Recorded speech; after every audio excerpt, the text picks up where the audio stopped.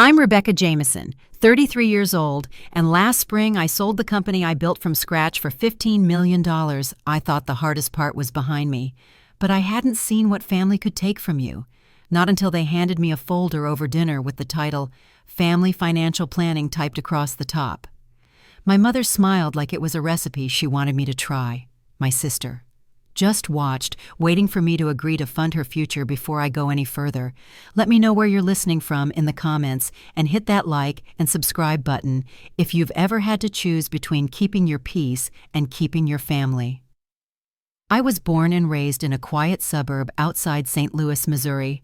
Nothing fancy, just rows of mid-century homes with trimmed hedges and chain-link fences. My dad, Richard, worked as an accountant for a small firm downtown, and my mom, Helen, taught second grade at the same elementary school I attended. We were the kind of family who packed bologna, sandwiches for road trips, and watched Jeopardy every evening after dinner. When my little sister Laura was born, I was 3. I remember staring at her tiny face wrapped in a hospital blanket and deciding right then that I'd always take care of her. I did more than most big sisters. I brushed her hair for picture day, tied her shoes in the winter, and explained her math homework when Mom was too tired. But as we got older, I started noticing things that didn't sit right when I got a perfect report card. My parents said good job and went back to folding laundry when Laura brought home a C+. It was met with ice cream and cheers. When I stayed home to babysit on Saturday nights, no one noticed when Laura wanted a ride to a friend's party. Everyone dropped what they were doing. She was the soft one, the sensitive one, the one who needed a little extra help. I never minded doing my part. Not really. I packed my own lunches by age 10, saved up for my first computer, babysitting neighbors after school, while Laura bounced between drama club and cheerleading while she made friends easily and filled the house with laughter. I found my escape in code. The quiet hum of a screen and the clean logic of a programming language gave me a sense of control that real life didn't. By high school, I was spending my weekends at robotics, meets and late nights finishing coursework, while Laura picked colleges based on where her boyfriend was applying. I got a full scholarship to Carnegie Mellon and flew across the country with 2 suitcases and no expectations of help from home. My parents said they were proud. But when Laura's credit card debt mounted 6 months into her freshman year, they wired her money without blinking. I didn't move. Home after graduation, I took an entry-level job in Seattle, and when that wasn't enough, I started something on my own, a startup idea that burned through my savings in under a year. No traction, no customers, no backup plan. When I called home broken by failure, my mother said, "Maybe it's time to stop chasing dreams and get a steady job like your father." That same week, she and Dad helped Laura cover her new apartment deposit after a breakup. I stayed in Seattle, ate a lot of instant noodles, and rebuilt. I joined a rising cloud software company and spent the next year working 16-hour days, taking online courses at night and scribbling new product ideas on napkins by day. I kept my head down and took notes on everything around me. It was there that I met Taylor Brooks, VP of Product, who became my mentor and the first person in years to push me. Because she believed I could do more. As the company grew, so did I. But the distance between me and my family stretched further with every promotion I called when I could visited, when it made sense. But every conversation led back to Laura, her latest job, her new husband Dylan, who played bass in a local band, her twins who were born the same year. I launched my second startup. I sent gifts for birthdays and baby showers, signed checks when emergencies came up, and worked straight through holidays without complaint. When Insight Thread, the company I built, signed its first 7-figure client. I didn't tell my family right away. I thought maybe I'd wait until the next visit when I could share the news over dinner with pride. What I didn't know then was that the dinner would come with a proposal, and the proposal would come with a price. The weekend I flew home was the first time I'd set foot in my parents' house in almost 2 years. Mom had made her chicken casserole with the crushed crackers on top, and Dad poured me a glass of sweet tea. The twins were running in circles around the living room, and Laura looked tired but cheerful. She hugged me longer than usual and said, "It felt good to have the whole family together again." That first night, we sat around the table talking about old neighbors and the leaky gutters, and how Dylan was playing a local music festival next month. I told them about the new office space our team had just moved into, and how our latest update had doubled client signups. Dad nodded and said, "Sounds like it's going well," then asked if Laura and Dylan had picked out a preschool yet. For the twins the next day, Laura invited me out for coffee. Just the two of us. She picked a little shop downtown and insisted on paying for our drinks. She asked a few questions about the company and nodded along as I explained how we'd scaled up this year. Then she leaned forward, both hands around her cup, and said, "The thing I hadn't seen coming.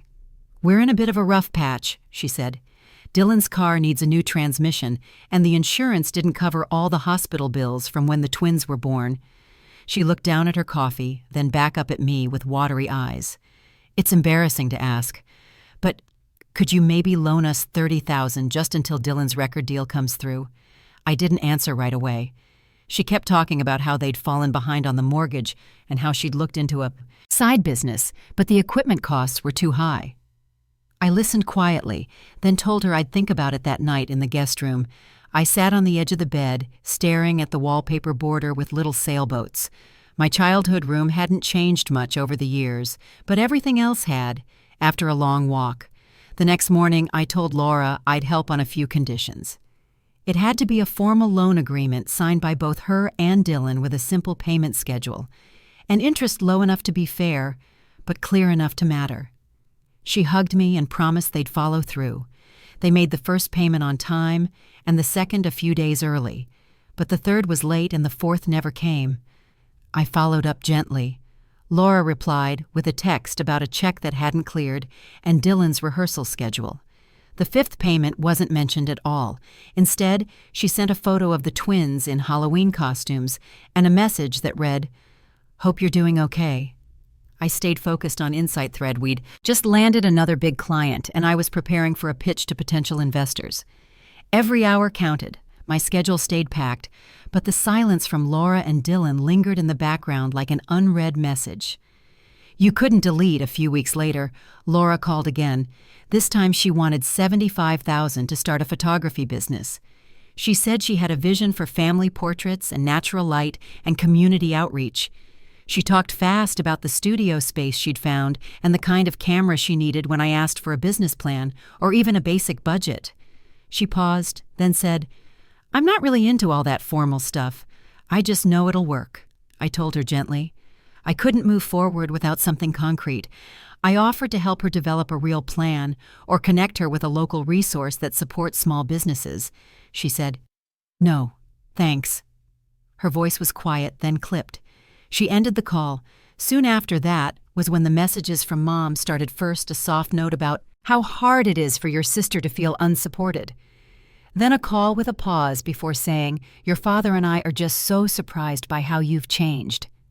I flew home again for Thanksgiving that year, hoping things would ease up.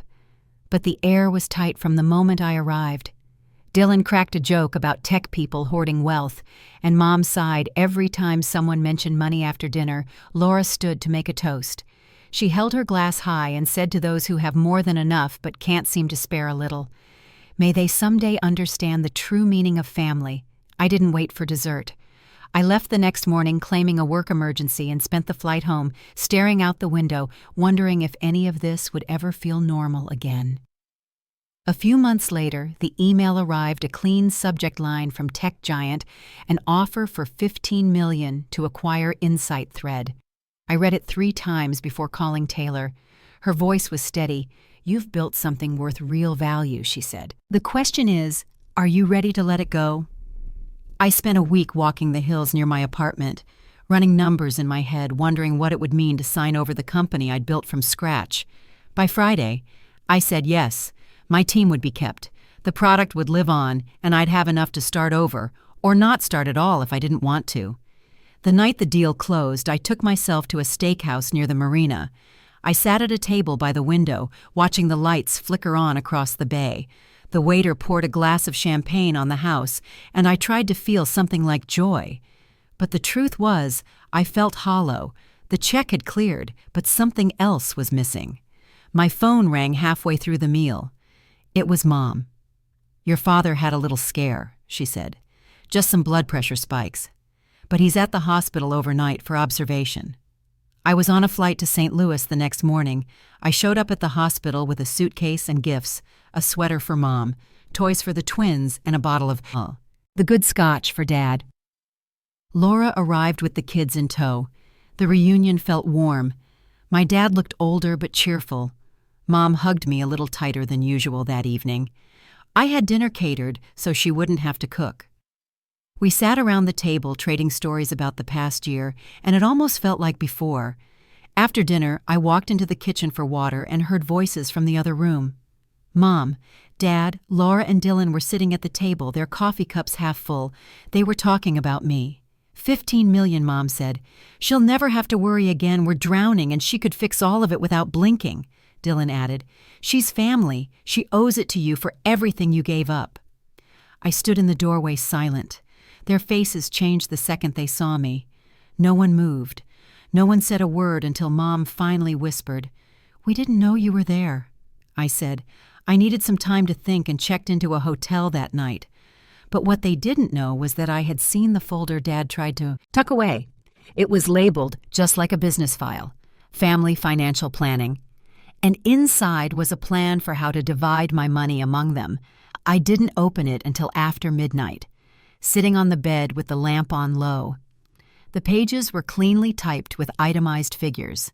Pay off the mortgage fund, a trust for Laura's kids, cover startup costs for a blog she wanted to run, and a monthly stipend for them all. I counted the columns, slowly. $8 million total, more than half of everything I'd earned the next morning. I called Diane, my financial advisor, and asked her to take a look at something that didn't sit right. The morning after I called Diane, she phoned back with a quiet tone I hadn't heard from her before she'd done a quick check on Laura and Dylan's finances. It wasn't just credit card debt or a few missed payments. There were bankruptcy filings from 2 years earlier, multiple loans opened and left unpaid accounts and collections that had nothing to do with medical bills. She said it gently but clearly, giving them a large sum. Now would be like pouring water into a sieve. They had a long history of financial mismanagement and no sign of a change in habits. Her voice stayed professional, but I could hear the concern behind it. If you say yes to this proposal, Rebecca, it won't stop here. I spent the rest of that day walking the sidewalks around my hotel. My phone buzzed with texts from Laura asking if I'd had time to think. Dylan sent one that just said, "Hey, let's talk when you're ready." Mom asked if I'd be home for dinner that night. I didn't answer any of them. When I finally walked back into my parents' house, they were all waiting for me in the living room. Laura sat on the couch holding a cup of tea. Mom and Dad were side by side in the recliners. Dylan leaned against the wall with his arms crossed. The twins were at the neighbor's house. It looked like an intervention, and I was the problem they'd come to solve, Dad asked. First, did you look over the proposal I said I had and told them I couldn't agree to it? The mood in the room changed instantly. Mom's face tightened and Laura's eyes welled with tears again. What do you mean you can't agree? Dylan's voice was sharper than before. I told them I was willing to help in limited ways. I offered to contribute to college funds for the children and to help Mom and Dad speak with a retirement specialist. I also mentioned financial counseling for Laura and Dylan. Nothing extravagant, just measured practical support. Laura began to cry harder. She placed her hand on her stomach and reminded everyone that she was pregnant again. She said she couldn't believe I'd put money above family, above her kids, above our parents' security. Mom stood to console her while giving me a look that felt like blame. Rebecca, Mom said slowly, I don't think you understand what family means. If Laura were in your shoes, she would have shared every bit of it without hesitation. That's not fair, I said. I've worked every single day for 7 years. I've missed birthdays, holidays, relationships. I've built this from nothing, Dad cut in. Then you wouldn't have done any of that without the values we raised you with, without the education we supported, or the stable home we gave. I nodded. I'm grateful for that, I said. But being grateful doesn't mean I owe you more than half of what I've earned. It doesn't mean I have to sign over my future because you expect it. Dylan stood up, his voice rising. You're sitting on millions, and your sister can't even afford diapers. Your parents are past retirement age and still working, and you're just going to hoard it all. I never said I wouldn't help. I just can't support the plan you wrote up without even asking me." First, Dad rubbed his forehead. "You're missing the point. We've already told everyone what you were planning to do. Your aunts, your uncles, they were so proud to hear about your generosity." I looked around the room slowly. They had promised my money to the entire extended family without my knowledge or consent. Laura sat up straighter. "We have every right," she said. "We've always been here. We've supported you emotionally all these years while you were off doing whatever it is you do." "That's not true," I replied. "I sent gifts, I made trips, I called even when no one asked how my work was going. I've tried harder than you know." Laura's voice was cold. "Your company always came first. Now you're showing your real self. You think you're better than all of us." I stayed quiet for a long moment and then said, "I think it's time I left." I stood slowly, gathering my coat. Dad pointed a finger. "If you walk out that door without agreeing, don't bother coming back," Mom whispered Richard, but he didn't waver. Laura's face was blank. Dylan looked like he'd already written me off. I paused in the doorway and looked back. "I'll send the gifts for the twins," I said softly. Then I stepped outside. The sun was setting over the rooftops as I pulled away in the rental car. My phone stayed silent until I boarded the flight back to San Francisco. Halfway through the first hour, I switched it off. The days that followed blurred into one another. I returned to the office for final meetings with tech giant and to help onboard their team, but most of the time I felt like I was just going through the motions at night. I sat in the apartment with Pixel curled by my feet and tried to make sense of it all. Messages from Mom came first. They started gently photos of the twins with captions like, "They miss their aunt." Then more pointed ones asking if I was proud of what I'd done. Laura sent ultrasound pictures, followed by long texts about what kind of sister abandons her family when they need her most. I didn't respond. I didn't know how. After 3 weeks, I made an appointment with a therapist. Her name was Dr. Sarah. She specialized in family dynamics and people coping with sudden wealth. In our first session, I told her everything from the folder on the table to the last voicemail from Mom. She listened closely, then said something that stuck. "What you're describing sounds like a pattern one, where your family has always relied on you emotionally and now financially. When you set boundaries, they react not with respect, but pressure." Each week, we unpacked more of it. How I'd been praised for being independent while Laura had been protected. How I'd been expected to understand when no one else tried to understand me. How the only time I heard from them was when they needed something. Dr. Sarah encouraged me to write it all down, what I was willing to do and what I wasn't. Not as an ultimatum, but as a way to clarify my voice and hold my line. After several drafts, I sent a long email to Mom, Dad, Laura, and Dylan. I said I loved them, but the financial plan they'd proposed wasn't acceptable. I explained. I was still willing to fund education trusts for the kids and provide one-time help with Mom and Dad's medical costs, but I couldn't continue the way they wanted. Any future relationship would require mutual respect and no more manipulation. The response came quickly. Mom called crying. Dad stayed silent. Laura posted on social media vague messages about betrayal and greed. Dylan sent an email that ended with, "You're not the person we thought you were." Then the cousins started reaching out, one by one. Most hadn't spoken to me in years. A few asked for loans. Others just wanted to tell me how disappointed they were. I met with Dr. Sarah again. The following week, she looked at me gently and said, "You don't have to respond to any of them. Not yet. Not at all. This is where you decide what peace looks like for you." I didn't answer the phone for 3 days after that last wave of messages. I turned it off, left it in a drawer, and went for long walks with Pixel through neighborhoods I'd never noticed before. The city felt different, without the buzzing weight of family expectations in my pocket. I cooked for the first time in weeks. Something simple and warm sat at the table with a book and ate without distraction. When I met with Dr. Sarah again, she asked if the silence had helped. I nodded and told her I still wasn't sure if I was doing the right thing. She said, "Sometimes silence was necessary to hear your own voice again. She asked if I wanted to revisit the idea of limited contact or if no contact felt healthier. For now, I said. I didn't know, but I wanted to figure it out by the end of the session. We had a plan. I would set clear, written boundaries and only check my family's messages once a week with her support. I drafted a new message to send out. It was calm, detailed, and specific. I listed the supports I was still willing to offer, including educational trusts for Lily, Noah, and the baby. Once she was born, I included one-time medical help for mom and dad and offered resources for financial counseling. I asked that any future communication come through email and requested no more group texts, no social media tagging, no guilt-driven photos or messages. If they couldn't honor those boundaries, I would need space. The message went out on a Tuesday morning. I didn't hear anything back for 5 days when I finally checked the folder where their replies filtered in. There were 6 new messages Mom had written, the longest. She said she was hurt, but that maybe time apart would help. Dad didn't write. Laura's message was short. She called my boundaries a betrayal and said the children would grow up not knowing who I was. Dylan had forwarded a GoFundMe link and asked me to consider donating anonymously. I brought the emails to Dr. Sarah. She read them quietly, then said, "Their words said more about them than about me. We talked about detaching from outcomes, doing what I could within my limits, and letting go of the rest." Spring came early that year in San Francisco. One weekend in March, I met Michael at a conference. He wasn't in tech.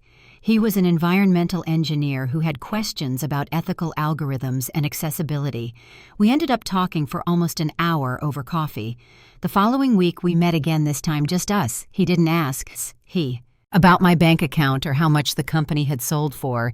He asked about the early days, what it had felt like to work through weekends, and what I wished I'd done differently. We walked along the Embarcadero afterward, Pixel trotting ahead of us on the leash, and it was the first time in months I felt like myself again. Over the next few weeks, Michael and I met for hikes, cooking classes, and quiet evenings I didn't tell him everything at first, but when I did, he just nodded and said, that sounded like a lot to carry alone. Then he asked how he could support me. I also started volunteering twice a week, teaching basic coding skills to girls from underserved communities at a local nonprofit. The girls were curious, sharp, and eager. Their questions reminded me of who I'd been. At 13, hungry to understand how the systems worked, how something could be built from nothing. Diane helped me organize the education trusts for the children. She found a trustee who would oversee the funds and release them only for qualified school expenses. When they turned 18, the funds couldn't be touched by Laura or Dylan and wouldn't be affected by their financial choices. I didn't tell them the details. I just had the documents delivered through my attorney, with a letter stating that the funds were set aside for the children's futures. I also made a quiet donation to a financial literacy program back in Missouri. Nothing with my name on it, but enough to start new workshops and hire a part-time coordinator. It felt like a way to close a small loop to give others what my own family had resisted by summer. Michael and I were spending most weekends together. Pixel had warmed to him right away. They both loved early walks and falling asleep during movies. We took a weekend trip to Mendocino, and when we came back, we started looking at places together. Not big, just something with space for 2 people and 2 dogs. By fall, we'd signed a lease on a small home near Golden Gate Park. I still checked my family messages once a week, but they had slowed to a trickle. Mom would send the occasional update about Dad's blood pressure or a blurry photo of the twins' school project. Laura didn't write at all. Diane told me the newest trust had been opened for Megan, who had been born in September. I sent a gift through the attorney again, a soft pink blanket and a board book, but heard nothing in return. Dr. Sarah and I talked about closure, whether I'd ever have it, whether it even needed to come from them, she said. Sometimes peace comes from knowing you did what you could and letting the rest go. One afternoon, I sat on the back steps with Pixel and Algorithm, who we'd adopted from a local shelter just a few weeks earlier.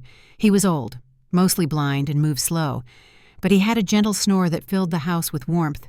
It was quiet, the kind of quiet that lets you breathe again. I wasn't sure what the future with my family would look like, or if there would ever be another holiday together, but for the first time in years, I had space to imagine something better. One afternoon in early November, I opened the mailbox and found an envelope addressed in careful handwriting. It was from Lily. My niece, now 7 years old inside, was a folded sheet of notebook paper and a crayon drawing of a woman at a desk with a dog by her side. The woman had long brown hair and big glasses beneath the picture Lily had written. "Thank you for the college money, love, Lily." Her letter was short but steady, she said. "Mom told me you live far away, but that you care about my future. I want to be a computer person like you. Someday." There were a few backwards letters and a row of bright pink hearts across the bottom. I sat on the front steps with the letter in my lap. The sky was clear, the neighborhood was quiet. Pixels sniffed around the bushes while algorithms snored gently beside me. I read the letter again, then carefully slid it back into the envelope. Later that evening, I told Michael about it. We were making dinner. Together, peeling sweet potatoes at the kitchen counter, he stopped mid-motion and said, "You should keep that somewhere safe." I nodded and tucked the envelope into a drawer with a few other things that still mattered. The next morning, I met with Diane to go over some quarterly reports. At the end of the meeting, she asked if I'd considered expanding the foundation we'd started last spring. We talked through numbers, potential partners, and new focus areas. I said yes to growing the scholarship branch and increasing our mentorship budget. That same week, I spoke at a conference for early-stage founders. The room was filled with women in their 20s and 30s, taking notes, asking hard questions, and sharing stories of starting over.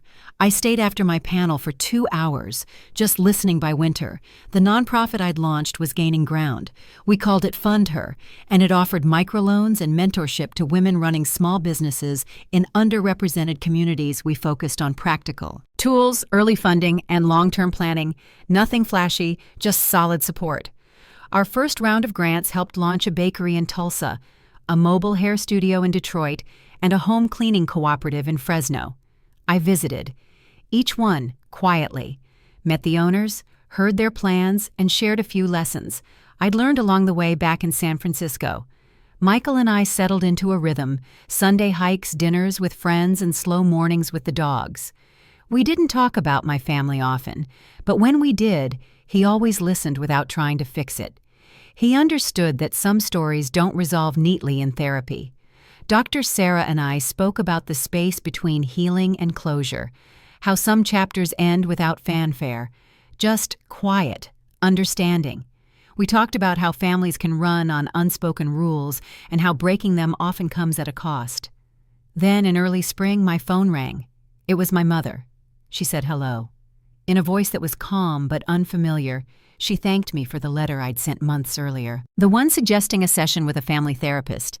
She said they'd discussed it as a group and would be willing to meet. But she wanted me to know where they stood first, she said. They still believed I had a moral obligation to help, that Dad's health wasn't improving, and that working full-time at his age wasn't right. She said, reconciliation would be possible, but only if I reconsidered their original proposal. I didn't respond right away when I finally spoke. I said I was sorry to hear about Dad's health. I told her I still wanted a relationship, but not one that depended on financial conditions. She was quiet for a few seconds, then said, "Then I'm not sure what else there is to talk about," and hung up the call. Ended without drama.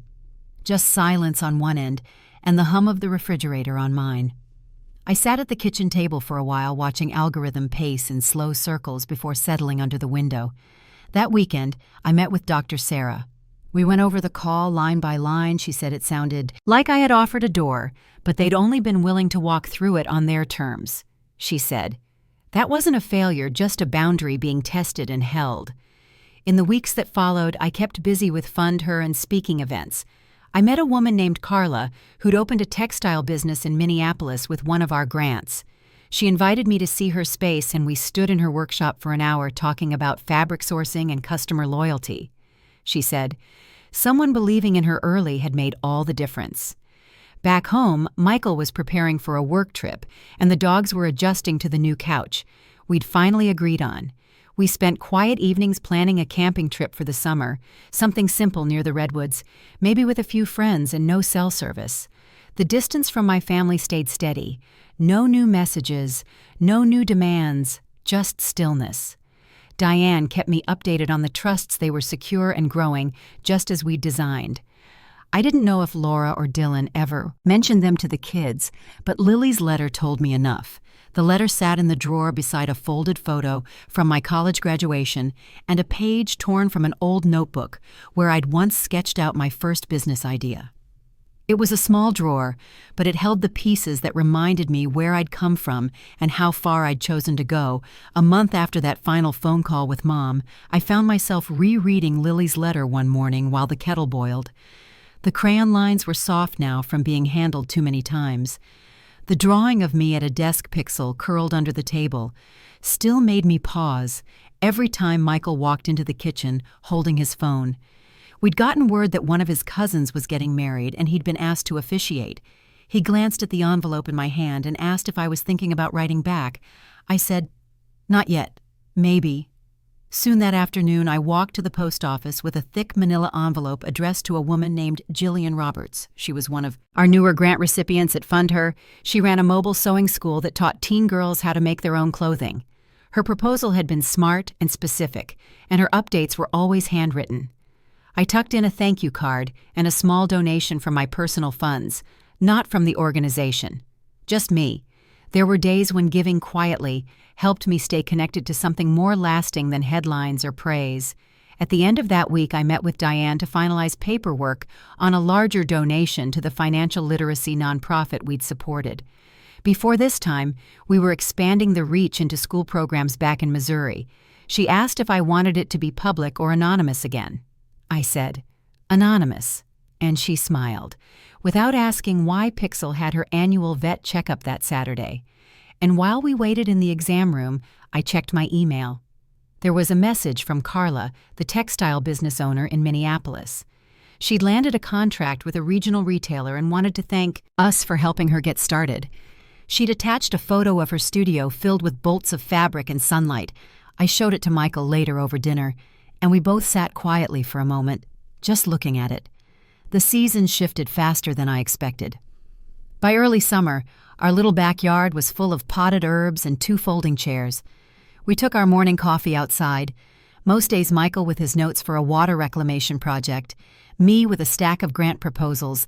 Pixel would do a slow patrol along the fence, while Algorithm stayed in the shade. One morning in June, I got a voicemail from Aunt Ruth. She was my dad's older sister and someone I hadn't spoken to in years. Her message was short. Just wanted to say, "I hope you're doing well and thank you for the help you've given to the kids. Even if we don't always understand how you do things." I called her back that evening. We spoke for half an hour about gardening and porch repairs and the price of groceries. She didn't ask about the money or the fight. She just told me Dad's health wasn't great and Mom had started volunteering at the church again. She said Laura was busy with the kids and Dylan was still playing music when he could. Before we hung up, she said, "I'm not taking sides. I just hope you're finding peace." I told her I was trying. She said that was enough. Later that week, Michael and I visited a hiking trail we hadn't been to before. It wound up a ridge with views of the city and the ocean beyond. We took our time stopping often for water and photos near the top. There was a bench carved from an old tree. We sat there for nearly an hour, talking about what the next year might look like. Michael mentioned wanting to spend more time on conservation policy, maybe even take a sabbatical to work on a project in Montana. He asked if I'd ever thought about writing a book or teaching. I said I'd thought about both, just hadn't said it out loud yet. A few days later, Diane sent over a draft for something we'd been building behind the Scenes a Second Fund. This one focused on supporting caregivers looking to re-enter the workforce. The timing felt right. The structure mirrored what we'd already learned through Fund Her, but added resources for training and flexible grants. I forwarded it to Dr. Sarah for her thoughts. She replied the same day saying it sounded like something I would have needed years ago, and that maybe that was the point. Mid-July brought a quiet surprise. A letter addressed in a child's handwriting with uneven lines and a purple sticker on the flap. It was from Noah Lily's twin. He wrote that his mom told him I helped with school money and that he was going to be in the school play. He drew a picture of a stage with someone holding a script in Pixel in the front row. I hung the drawing on the fridge next to Lily's. For the first time in a long while, the kitchen felt like part of a story, still being written at the end of the month.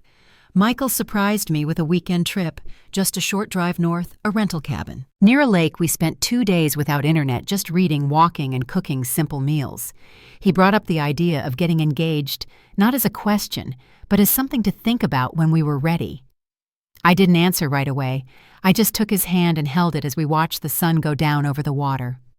On the drive home, we stopped at a roadside farm stand, picked up peaches and tomatoes and a jar of blackberry jam. Michael asked if I'd want to visit Missouri again someday. Not for them necessarily, but just to see it differently, I said. Maybe when we got back, I opened the mailbox to find another thick envelope from Jillian. It was a progress report and a thank you card. This time she'd included photos of her students holding up their finished dresses, each one smiling, each one standing a little taller. I showed them to Michael that evening and said softly, "This is what I wanted. This is what I hoped for." He nodded and said, "I know in September, Michael and I hosted a small dinner at the house, just a few close friends and 2 of the women from Fund Her who happened to be in town. We made roasted chicken and shared a bottle of wine. Someone brought a pie, and someone else brought stories about the first clients they ever served, after everyone left. We cleaned up slowly. Pixel followed crumbs across the floor. While Algorithm settled in a warm spot near the stove, I stacked the dishes and paused when I noticed the framed photo on the windowsill. It was from a hike we'd taken months earlier, just the 2 of us and the dog standing beneath tall redwoods, the light cutting through in quiet streaks. The next morning, I got an email from Diane. She wanted to confirm the final paperwork for the Foundation's annual report and double-check that I still preferred my name. Left off the public version, I replied, yes, then sat for a while at the table, watching the steam rise from my coffee. Around noon, I walked down to the bookstore and browsed the nonfiction section. A woman behind me was talking to a friend about starting her own business and how she didn't know where to begin. Her voice reminded me of myself 10 years ago. I picked up a copy of a book on building a solo company and quietly paid for it at the register. When they passed me on the sidewalk outside, I slipped it into her tote with a note tucked inside. Back home, Michael was packing for a work trip. He'd be gone 3 days. We talked about what groceries he should take on the drive and whether he remembered to refill the gas. I handed him a container of leftover pasta and stood by the door while he loaded up his car.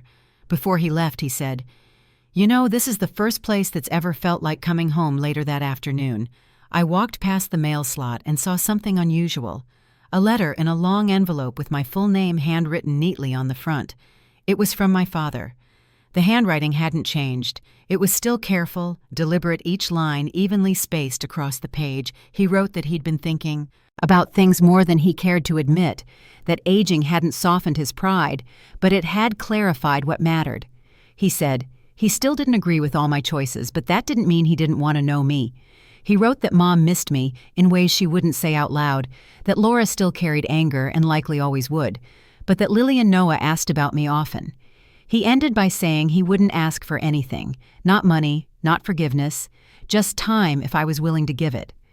I folded the letter and placed it next to Lily's drawing, then took Pixel for a walk around the block. The sun had just started setting, casting long shadows across the sidewalks. The air smelled like jasmine and warm stone. When I got home, I sat on the back steps and wrote my response. I said, I appreciated the letter and that I was willing to talk, but only if it could be with no expectations, no conditions, and no discussions about the past that couldn't be changed. I mailed it the next morning and didn't hear back for weeks. Meanwhile, Fund Her was preparing for its one-year showcase. We were flying in 4 women to speak about their businesses and highlight how far they'd come. Carla was one of them. Jillian another. Both had grown their companies with steady patience and were now mentoring new applicants at the event. I gave a short welcome and stepped off stage to watch from the side. The room was filled with quiet energy, not the loud kind, but the kind you feel when people believe in something that's finally beginning to work. Afterward, Carla pulled me aside and said, "You know, sometimes people plant things and never get to see what grows. I think you're seeing it now." That night, I returned home to find Michael unpacking his bag and the dog circling him like he'd been gone a month. I handed him a slice of carrot cake from the event and told him about what Carla said. He listened and smiled, then asked if I was tired. I said, "No, not really. We sat in the living room with the lights low. Pixel snored softly. At my feet, I opened the cabinet that held a small wooden box with my keepsakes inside. Tucked between the notes and old receipts was the letter from my father. I hadn't decided what to do next, but I kept it close the following Sunday. We spent the afternoon planting new herbs in the yard, mint basil and a little lavender for the bees. Michael turned the soil while I set the seedlings in place. Algorithm supervised from the shade near the fence. By evening, the house smelled like fresh earth and lemon balm. We ate dinner on the porch and watched the sky fade from gold to gray. Neither of us said much, and nothing needed to be said as we cleaned up. I noticed another envelope had been slipped through the mail slot. It was small and addressed in Lily's handwriting. Inside was a single drawing of a house with a blue roof and 4 stick figures standing out front in the corner. She'd written just one word. Soon I kept Lily's second drawing on the fridge until it curled slightly at the corners. The word she'd written soon stayed with me longer than I expected, not as a promise, just a thread I could hold quietly in my hand one afternoon. In October, I received a short email from my father. He wrote that he'd read my reply and appreciated the boundaries I'd set. He said he didn't expect things to go back to how they were, but he was willing to start with a phone call. Just the two of us. No expectations, no scripts, just a conversation. I took a walk before calling him. The sky was clear, and the air had cooled just enough to feel like fall. I stood on the trail behind our house and watched a pair of birds leap between branches. Pixel sat beside me, sniffing the wind. Algorithm moved slowly, but stayed close when I dialed the number. His voice was softer than I remembered. We spoke for 20 minutes, mostly about small things. Weather, the dogs, Mom's garden, he said. Laura was still distant and probably would be for some time, but the kids were doing well. He didn't ask for anything, didn't bring up the past, or the money. Just said he hoped we could keep talking after we hung up. I stood on the trail for a long while, not sad, not angry, just still. I didn't know what would come next, but it felt like a door had cracked open on its own time. The next few months passed quietly. Michael and I finished the final stage of renovations on the house fund, her prepared for its second year, with twice as many applicants and a few new mentors who had once been recipients themselves. We hosted another dinner in December, this time with a few neighbors and some folks from the community garden we'd joined. Everyone brought something, and the table filled up faster than we'd planned after the new year. I received a photo in the mail from Aunt Ruth.